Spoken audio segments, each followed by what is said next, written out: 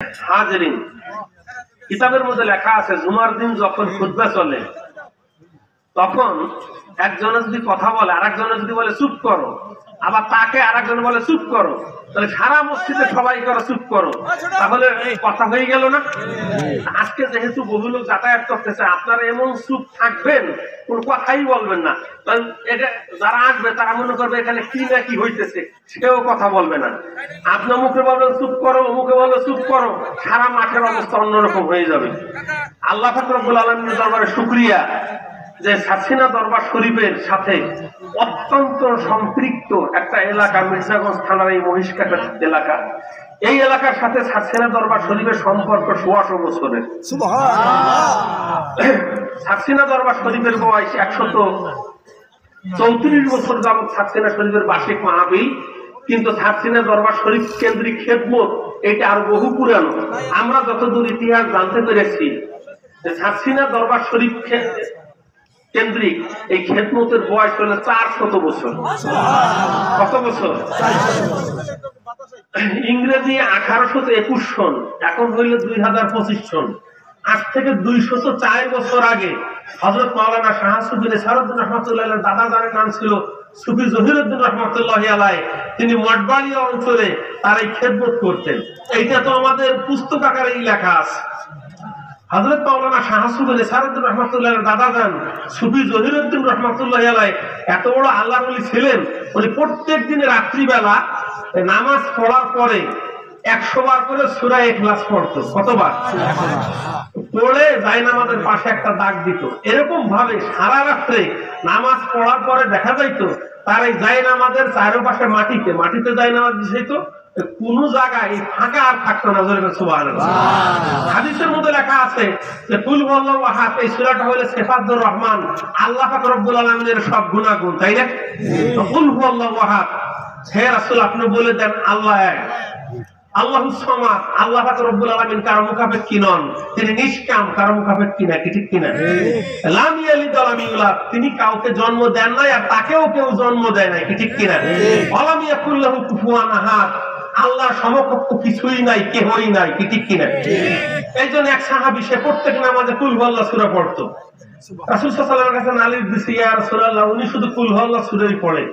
তখন রাসূল সাল্লাল্লাহু আলাইহি সাল্লাম বলেন, সে তো কুল হুয়াল্লাহু সূরা পড়ে, এটা বোঝা গেল তার অন্তরের মধ্যে আল্লাহ তাআলার মহব্বত বেশি, যেহেতু এই সূরাটা আগাগোড়া সবই হচ্ছে আল্লাহ পাক রব্বুল আলামিনের গুণগান। সুবহানাল্লাহ। সুফি জহিরউদ্দিন রহমাতুল্লাহি আলাইহি এত বড় ওলি আল্লাহ হয়েছিলেন, যেই কারণে শাহ সুফি নেসারউদ্দিন রহমাতুল্লাহি আলাইহি বলতেন যে বাবা তোমরা সরসিনাতে যা দেখো সবই আমার দাদা জানের দোয়ার ফসল। সুবহানাল্লাহ। অতএব এমন একটা হক্কানি সিলসিলার সাথে আমরা সম্পৃক্ত হই নাই, শুধু আপনাদেরও কারো বাপ, কারো দাদা, কারো তালই, কারো তালইরও আব্বা সরসিনা দরবারের মুরিদ ছিল। এই কথা সত্য না মিথ্যা? এই জন্য আপনারা দেখবেন আপনাদের, আমরা যখন সেই বগুড়া অঞ্চলে যাই তখন আমরা বলি যে শাহ সুফি নেসারউদ্দিন রহমাতুল্লাহি আলাইহি বগুড়া ডিস্ট্রিক্টে একবার না দুইবার গেছে জীবনে, কিন্তু আপনাদের এই পটুয়াখালীর অসংখ্য সে বালির কাছারিতে গেছে 1954 সনে। কত সনে? তাই জবাব দেন না কেন? এই মঠবাড়ি অঞ্চলে জামাতের বাংলাদেশের যে প্রতিষ্ঠাতা মাওলানা আব্দুর রহিম সাহেব ওখানে একটা গ্যাঞ্জাম বাজাইছিল ওসিলা নিয়ে, তাওয়াসসুল নিয়ে, পুরান লোকের আপনারা জানবেন কি নিয়ে। মাওলানা আব্দুর রহিম কিন্তু সরসিনায় লেখাপড়া করছে, কায়েদ শাহ হুজুর, মরুফ সাহেব কেবলা, আর একজন হইল কে মাওলানা আব্দুর রহিম, তিনজনই একই ক্লাসের ছাত্র।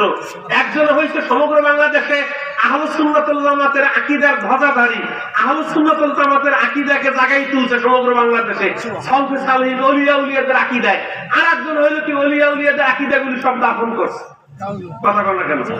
আমি সত্য করে মাওলানা আব্দুর রহিম এইগুলি লেখছে উর্দু ভাষায়, বাংলা ভাষায় প্রচার শুরু করলো ওসিলা করে। তখন মরহুম পিসা হুজুর কেবলা এই মঠবাড়িয়া শাখা বন্দর, মঠবাড়িয়া তো বেশি দূর না এখান থেকে, আপনারা শাখা বন্দরের নাম শুনেন নাই? ওইখানে একটা ভাষণে বলেছিলেন, এই মঠবাড়িয়ার মানুষ, এই মঠবাড়িয়ার এই অঞ্চলে এমন কোন পুকুর নাই যেই পুকুরে আমি আমার আব্বা জানের সাথে গোসল না করছি। এই কাহিনীর বিবরণ হইল কি, তৎকালীন যুগে যেরকম খানকা ছিল না, প্রত্যেকটা বাড়িতে বাড়িতে যাইতো। আর তৎকালীন যুগে এরকম ছোট্ট ছোট্ট পুষ্করণী ছিল না, বিশাল বিশাল এক একটা বাড়িতে একটা করে পুকুর ছিল। ওই জায়গায় যখন যাইতেন সেই ছোটবেলা থেকেই ওই পুষ্করণীতে গোসল করতেন। আর বলতেন যে মঠবাড়িয়া অঞ্চলে 150 বছর পর্যন্ত আল্লাহ রাসূল চিনাইলো সাতক্ষীরা দরবার শরীফ, আর আজকে সরসিনা দরবার শরীফের মুরিদের পোলা হইয়া নাতি হইয়া পুতি হইয়া বলো ওসিলা ধরা সেরেক, এইটাই যে বলা হয় না শুক্রিয়া।